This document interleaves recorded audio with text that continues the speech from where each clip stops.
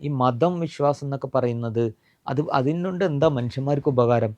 നിങ്ങളിങ്ങനെ കുറേ വിശ്വസിക്കുന്നു, കുറേ പ്രാർത്ഥിക്കുന്നു, പള്ളിയിൽ പോയിട്ട് നിസ്കരിക്കുന്നു, ഈ ആരാധന അർപ്പിക്കുന്നു. അതുകൊണ്ട് ഇപ്പോൾ മനുഷ്യന്മാർക്ക് എന്തോ പ്രയോജനമുണ്ടോ? ഇതിനെക്കുറിച്ച് അറിയാഞ്ഞിട്ടാണ്. അതായത് ഇസ്ലാം പറയുന്നത് അള്ളാഹുവിൽ വിശ്വസിക്കുകയും അള്ളാഹുവിനെ ആരാധന ചെയ്യുകയും ചെയ്യുന്ന ആളുകളിൽ കുറേ നന്മകൾ ഉണ്ടാവണം. ആ നന്മകൾ എന്താ?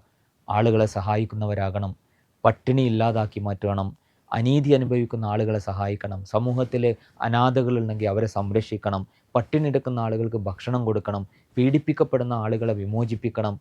ഇങ്ങനെ മനുഷ്യരുമായി ബന്ധപ്പെട്ട കുറേ കാര്യങ്ങൾ നിർവഹിക്കാനുണ്ട് ഇസ്ലാമിനും മുസ്ലിങ്ങൾക്കും. അതിനൊക്കെ മാതൃക ആരാണ്?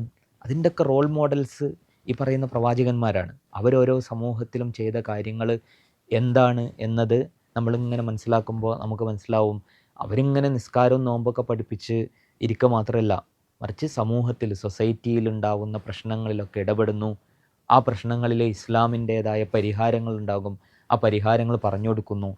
അതിനെ പ്രാക്ടീസ് ചെയ്യാൻ വേണ്ടി ശ്രമിക്കുന്നു. അങ്ങനെ മനുഷ്യരുടെ ജീവിതത്തിൽ ഒരുപാട് മാറ്റങ്ങൾ ഉണ്ടാക്കുന്നു. ഇതൊക്കെയാണ് പ്രവാചകന്മാർ ചെയ്ത പണികൾ.